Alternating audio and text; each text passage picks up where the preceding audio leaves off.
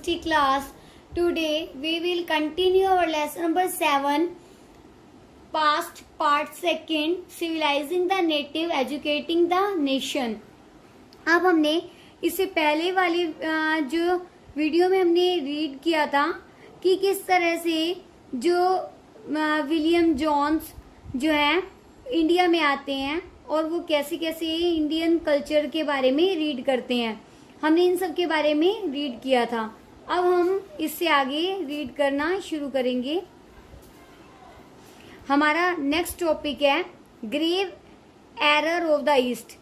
From the early 19th century, many British officers began to criticize the Orientalist vision of learning. They said that knowledge of the East was full of errors and unscientific thought. Eastern literature was non-serious and light-hearted, so they argued that it was wrong on the part of the British to spend so much effort in increasing the study of Arabic and Sanskrit language and literature. देखिए अब 19th centuries में बहुत सारे British officer थे जिन्होंने आलोचना करनी शुरू कर दी और ओरिएंटलिस्ट विजन की लर्निंग को लेकर, और उन्होंने कहा कि जो ईस्ट की जो एजुकेशन है उसमें बहुत सारी गलतियां हैं और वो बिल्कुल भी वैज्ञानिक नहीं है। तो वो इस बात से बिल्कुल भी सेटिस्फाई नहीं थे कि उनकी एजुकेशन दी जाए, यानी कि इंडियन जो कल्चर के बारे में, अरबी या संस्कृत भाषा के बारे में उन्हें ज्ञान होना चाहिए। वो ये कहते थे कि जो उनकी पश्चिमी सभ्यता है, यानी कि जो उनके यहाँ की सभ्यता, संस्कृत और एजुकेशन है वो ही बहुत अच्छी है। James Mill was one of those who attract the orientalist. James Mill ही ऐसे थे जो कि पूरी तरह से अट्रैक्ट थे। The British effort he declared कि उन्होंने डिक्लेयर किया should not be to teach what the native wanted or what they respected in order to please them and win a place in their heart. The aim of education ought to be teach what the useful and practical. So Indians should be made familiar with the scientific and technical advances that the West had made rather than with the poetry and scared literature of Orient. वो ये कह रहे थे कि अगर हमें यहाँ Indian लोगों के दिल को उन्हें जो एजुकेट करना है, उनके उन सम्मान दिखाना है उनके लिए, तो उनकी पहले जो सभ्यता और संस्कृति का भी ध्यान रखना होगा, उसे रीड करना होगा, उनके मन में अपनी ही सभ्यता और संस्कृति के लिए जो रिस्पेक्ट जगानी होगी, और इसके लिए जो ब्रिटिशर्स हैं उन्हें भी इनकी जो सभ्यता और संस्कृत को जानना और इसके अलावा उनकी बुक्स जो है रीड करनी बहुत जरूरी है। बाय द 1813, लेकिन 1830 के दशक में 1830s दिया हुआ है ना, जहाँ पे 30s होता है उसका मतलब होता है कि जहाँ 1830 से लेकर 40 तक के बीच के सभी साल, यानी कि जहाँ पे एस लगा आता है उसका मतलब दशक होता है। तो बिकम शार्पर, तो ये और भी ज्यादा तीव्र हो गए थे सारे के सारे जितने भी उन्होंने जो ओरिएंटलिस्ट थे। One of the most outspoke and influence of the such critics of the time was Thomas Babington Macaulay. जो मैकाले का एक मैकाले ही सा इंडियन एंड अनसिविलाइज्ड कंट्री, तो मैकाले ने ये उसकी आलोचना की और ये कहा कि जो इंडिया है वो एक अनसिविलाइज्ड, असभ्य लोगों की जो कंट्री है और इनको सिविलाइज्ड, इनको सभ्य बनाने की बहुत जरूरत है।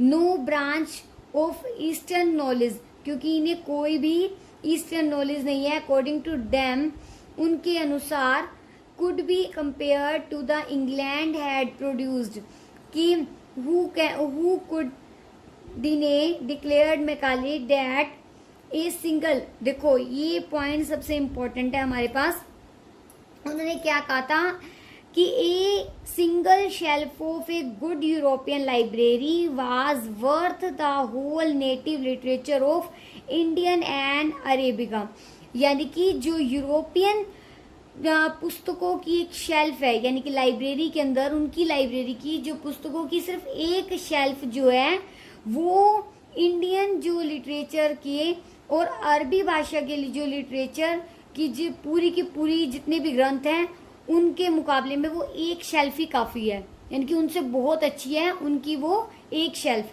चाहे इंडियन के सारे लिटरेचर क्यों ना रीड कर लिए जाएं।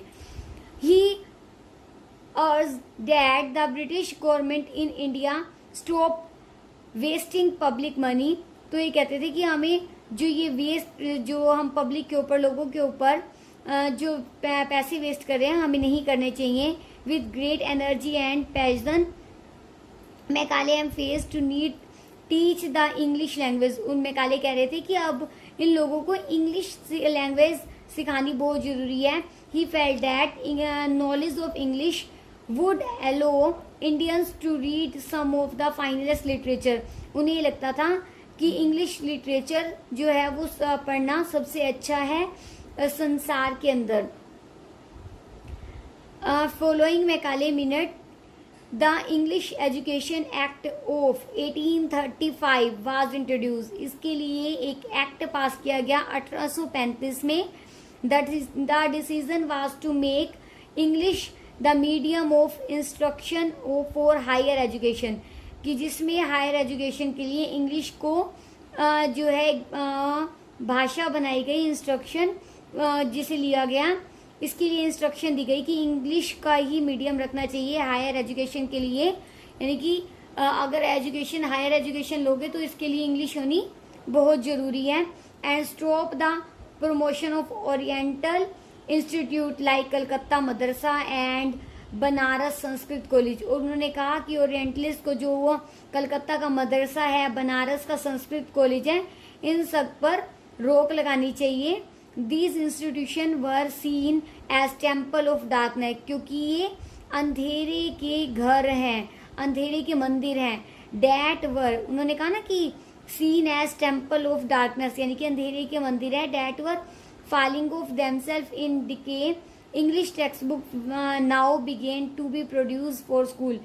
उन्होंने कहा कि स्कूल से ही बच्चों को इंग्लिश लैंग्वेज की बुक से उन्हें पढ़ाना शुरू कर देना चाहिए। एजुकेशन फॉर कॉमर्स, यानी कि अब वो ये चाहते थे कि एजुकेशन उन्हें जो दी जाए तो वो कॉमर्स के हिसाब से दी जाए। इन 1854 1854 में द कोर्ट ऑफ डायरेक्टर, जो कोर्ट के डायरेक्टर थे जो ईस्ट इंडिया कंपनी के थे, in London sent an educational dispatch. उन्होंने लंदन से एक एजुकेशन शिक्षा के ऊपर एक डिस्पैच इंडिया में भेजा। किसके पास भेजा? गवर्नर जनरल ऑफ इंडिया के पास भेजा। इश्यूड बाय चार्ल्स वुड, यानी कि किसे इश्यू किया गया? चार्ल्स वुड को इश्यू किया गया था, और जिसे क्या नाम दिया गया था? Wood's dispatch. इसे क्या नाम दिया गया था? Wood's dispatch. आपके पास क्वेश्चन में भी आता है कि वुड्स डिस्पैच कब लागू किया गया था?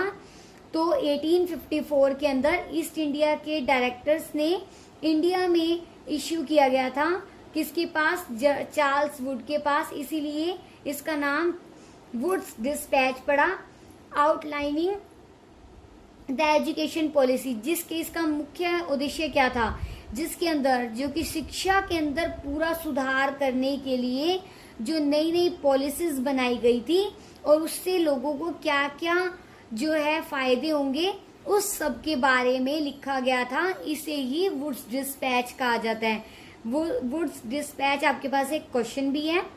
Hope you understand the concept of the topic that I have shared with you, and rest of the lesson we will meet in our next video. Thank you.